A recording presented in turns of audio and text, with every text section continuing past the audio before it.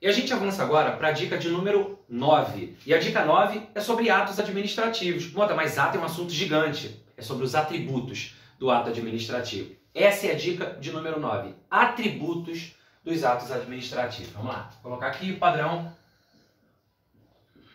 Dica 9. Atributos dos atos administrativos.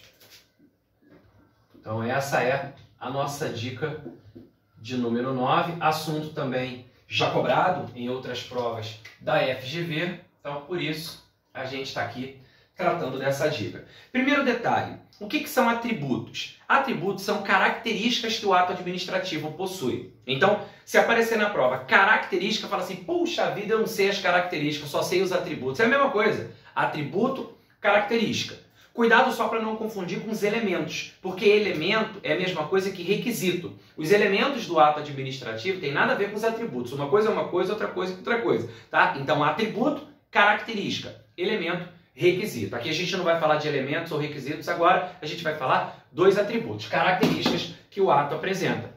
A pergunta é, quais são os atributos citados pela doutrina administrativista? A gente cita, primeiro, a presunção de legitimidade e veracidade. Já adianto que legitimidade é uma coisa, veracidade é outra. Ainda, a autoexecutoriedade. E a doutrina também cita a imperatividade. Ok? Então, a gente tem aqui, tradicionalmente, esses três atributos. A presunção de legitimidade e veracidade, a autoexecutoriedade e a imperatividade. Mota, e se na hora da prova eu esquecer? Se na hora da prova você não lembrar, Mota, e se eu esquecer, como é que eu faço? Você pede ajuda ao pai. Tá aqui, pai, presunção de legitimidade e veracidade, autoexecutoriedade e imperatividade. Pai, me ajuda. Tá aí o atributo. Pronto, lembrou do pai, você vai lembrar. Agora, existe um quarto atributo. Você deve estar olhando para cá, se você já viu isso aqui, você deve estar olhando e falar, não está faltando nada aí não, Mota? Na verdade, tradicionalmente, a doutrina cita a presunção de legitimidade, autoexecutoriedade e imperatividade. Alguns doutrinadores nem se referem à veracidade, falam só na presunção de legitimidade, até de forma mais tradicional. Agora, tem doutrinador, como por exemplo a professora Maria Silvia Zanella de Pietro, que além de falar da presunção de legitimidade e veracidade, da autoexecutoriedade e da imperatividade, ainda cita um quarto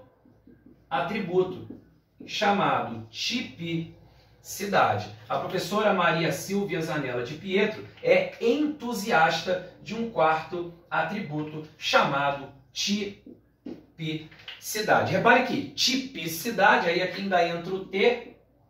E aí, Mota, como é que faz? Veja, aqui quando eu falei presunção de legitimidade e veracidade, autoexecutoriedade e imperatividade, a gente lembrou de quem aqui? Do pai. Então, na hora da prova, era só lembrar do pai que você lembraria dos atributos do ato. Incluindo a tipicidade, né, colocando o T aqui no meio, fica pati. Então, na hora da prova, se você lembrar do pai ou da pati, você vai conseguir lembrar dos atributos do ato administrativo. Ok? Mota, como é que a gente pode lembrar de cada um deles? O que significa esses atributos? Vamos começar pelo primeiro aqui. Presunção de legitimidade e veracidade. Presunção lembra o quê? Presunção lembra presumir. Presunção lembra presumir. Legitimidade. Legitimidade lembra o quê? Legítimo, aquilo que está em conformidade com a lei. Veracidade. Veracidade lembra o quê? Veracidade lembra verdade dos fatos.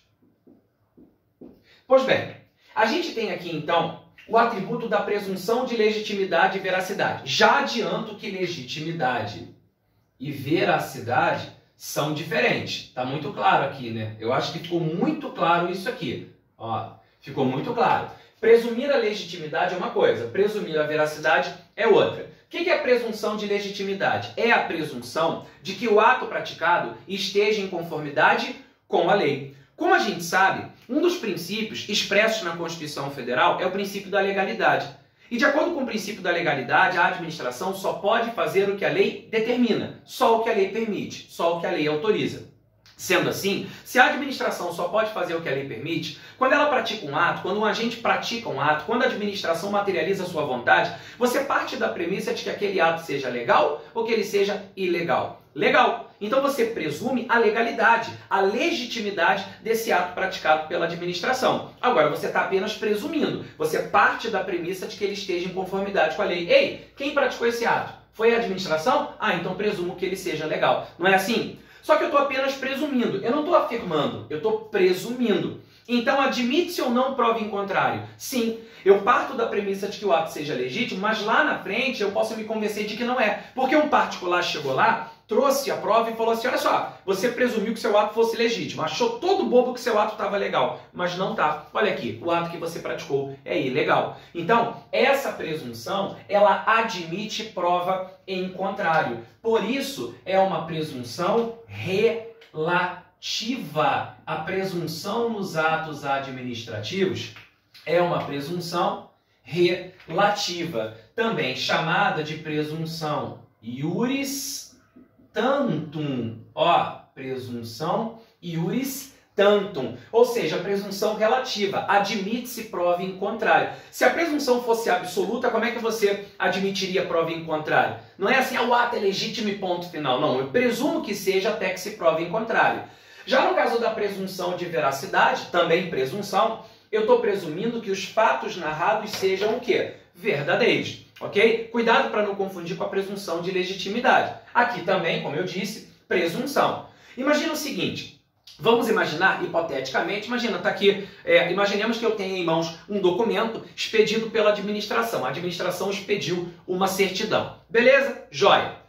Se quem expediu essa certidão, imaginemos que seja, exemplo que eu sempre cito em sala de aula, uma certidão negativa de tributos imobiliários. A prefeitura expediu para o Mota uma certidão negativa de tributos imobiliários. Imaginou? Beleza. Quando essa certidão é expedida pela administração, eu presumo ou não presumo que a emissão dessa certidão tenha acontecido em conformidade com a lei? Sim, que tenha sido emitido pelo agente competente, obedecendo às formalidades que a lei prevê. Nesse caso, eu estou presumindo o quê? A legitimidade do ato. Agora, essa certidão negativa de tributos imobiliários, o que significa ter em mãos uma certidão negativa de tributos imobiliários? Essa certidão, ela está certificando o quê? Que eu, Mota, não devo nada à prefeitura no que tange a tributos imobiliários. Ora, a certidão é um ato enunciativo. Ele está apenas enunciando, apenas atestando, certificando aquela situação. Ora, se quem deu essa informação, quem expediu a certidão foi a prefeitura, você presume ou não presume que aquele fato narrado seja verdadeiro, que aquela situação exposta na certidão seja real, seja verdadeira? Sim, então eu estou presumindo nesse caso o quê? A veracidade. Se quem deu a informação foi a própria prefeitura, a prefeitura expediu a certidão negando que eu tivesse algum tipo de débito junto a ela. O Mota não deve nada no que tange a tributos imobiliários junto à prefeitura. Acabou. Nesse caso, presunção de veracidade. Lembrando que a presunção de legitimidade e veracidade ela é relativa, porque ela admite prova em contrário. Então, presunção de legitimidade, presume-se que o ato esteja em conformidade com a lei. Presunção de veracidade, a presunção de que o fato narrado seja verdadeiro. Presunção, primeiro atributo do ato administrativo. Tem aqui também a chamada autoexecutoriedade. Mota, o que é a autoexecutoriedade? A autoexecutoriedade é o atributo que permite que o ato seja praticado sem depender de ordem judicial. Olha que interessante. Permite que o ato seja praticado sem necessidade de ordem judicial. É um atributo muito constante em prova, ele cai pra caramba, tá? Não estou dizendo que de todos ele é o mais importante, mas a incidência de questões de prova sobre autoexecutoriedade é grande, fica ligado nele. Então essa autoexecutoriedade permite que a administração execute, pratique o ato sem necessidade de ordem judicial. Por exemplo, o carro está estacionado em lugar proibido. A administração precisa de ordem judicial para rebrocar o veículo? Claro que não. O cara tá vendendo mercadoria, alô, Corel, Photoshop, Windows, Corel, alô, Prestige, tá lá vendendo mercadoria pirata, passa o agente público e vai apreender a mercadoria. O cara diz assim, ah, qual é? Cadê o papel da dona justa? Cadê o quê? Papel da dona justa? Tu tá falando de quê? De ordem judicial? Pô. Tu acha que sem ordem judicial vai levar minhas mercadorias? Peraí, para apreender mercadoria pirata, mercadoria que está fora do padrão, para uma atividade que o cara está desempenhando ali sem o ok do poder público, aí a administração vai apreender mercadoria. Precisa de ordem judicial para isso? Claro que não. Imagina, bate lá na pastelaria da Dona China, aí chega e encontra um monte de irregularidade, insetos, roedores, alimento estragado. Imagina só, aí na hora de interditar a Dona China, você não pode fazer isso, precisa ordem judicial. Pergunto, precisa? Claro, não precisa, não. Não precisa por quê? Porque esse ato é auto-executório. Então, a auto-executoriedade é um atributo importante que permite que o ato seja praticado sem a necessidade de ordem judicial. Agora, só um detalhe, a auto-executoriedade, segundo a professora de Pietro, ela vai estar presente quando houver previsão legal, quando houver necessidade de adoção de uma medida urgente. A lei prevê ou não prevê a possibilidade de apreensão de mercadoria? Prevê. Está vendendo irregularmente, pode apreender. De interditar um estabelecimento? Sim. Agora, pode ou não pode haver uma necessidade de adoção de medida urgente? Pode. Imagina, sei lá, uma casa, um imóvel, sei lá, que uma construção irregular que está ameaçando desabar. O poder público pode ou não pode? Há ou não há uma necessidade de medida urgente? Sim. Então o poder público pode ou não pode ali colocar abaixo, demolir aquela construção irregular? Pode, de maneira auto-executória. Um detalhe é que a auto-executoriedade não está presente em todos os atos. A auto-executoriedade, ela não está presente em todos os atos, ok? Tem ato que não é auto-executório, tá? Tem ato que não é auto-executório. O exemplo clássico, aí é exemplo de doutrina, não tem jeito, eu tenho que citar aquilo que em prova costuma aparecer. Exemplo clássico de doutrina, a cobrança de multa, aquela multa resistida pelo particular, o cara foi multado e resistiu à multa, não pagou, resistiu à multa e a administração deseja cobrar a multa. Ela não pode diretamente realizar a cobrança. Ela precisa fazer isso via ação de cobrança. Então a cobrança de multa, essa multa resistida pelo particular, o cara não pagou, a administração quer cobrar aquela multa, essa cobrança de multa necessita de ação judicial de cobrança. Então esse ato não é auto-executório. Fica ligado nisso aqui, tá? A auto-executoriedade não está presente em todos os atos. O terceiro atributo do ato é a imperatividade. O próprio nome está dizendo, né? Imperatividade. Imperatividade lembra o quê? Imperar, impor. Ele permite à administração impor unilateralmente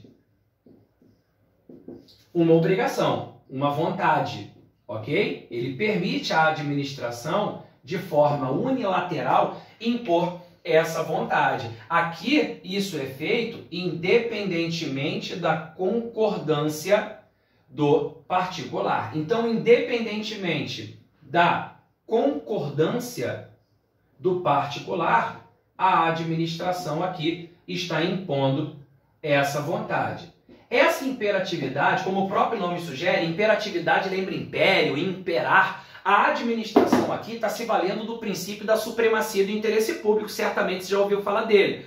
Quando se fala do regime jurídico administrativo, a administração tem prerrogativas e sujeições. As prerrogativas estão ligadas à supremacia do interesse público. Então, quando a administração apreende a mercadoria, lembra do exemplo que eu dei aqui na auto-executoriedade? Quando a administração apreende uma mercadoria. Quando ela apreende uma mercadoria, além de poder fazer isso sem depender de ordem judicial, atuar de maneira auto-executória, ela depende da concordância do particular que está comercializando indevidamente. Ei, moço do CD pirata, ei, moço do CD pirata, me dá o CD. Ah, ele não quer me dar o CD, tem que ser mais incisivo. Me dá esse CD. É assim que funciona? Negativo. Irmão, perdeu, acabou. Ah, mas não pode. Pode sim. Pô, mas precisa de ordem judicial. Não precisa, ato auto-executório. Mas você não pode impor essa vontade. Posso sim, atributo da imperatividade. Ó, os dois atributos presentes ali Então, a imperatividade permite a imposição unilateral, permite interditar um estabelecimento. A interdição do estabelecimento que está fora do padrão de higiene depende da concordância do administrado. Dona China, puxa vida, encontrei um monte de irregularidade, posso interditar? Não, não interdita, porque pastel estiloso. Bom, pastel está estiloso, mas não está limpo, Dona China. Puxa vida, a gente precisa interditar. Não, interditar não, eu não concordo.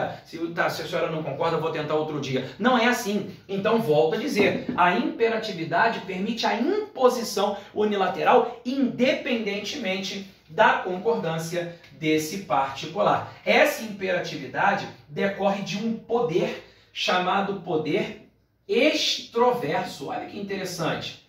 Decorre do poder extroverso. O próprio nome está dizendo. Extroverso lembra extrapolar, ultrapassar o limite. Esse poder extroverso permite à administração praticar atos que vão além da esfera jurídica do particular. Ah, mas o particular não concorda. Problema, a administração está atuando de maneira imperativa. Ela está praticando, atuando de forma cogente. O professor Carvalhinho diz isso, né? Que a imperatividade significa que os atos são cogentes, impositivos. Então essa ideia de imposição caracteriza a imperatividade. Só um detalhe, a imperatividade, assim como a autoexecutoriedade, ela não está presente em todos os atos. A imperatividade não está presente em todos os atos. Tem ato que não é imperativo. É muito simples exemplificar. Imagina, por exemplo, um ato de natureza negocial, uma licença para construir, uma licença para dirigir, uma autorização, um consentimento da administração para se fazer alguma coisa.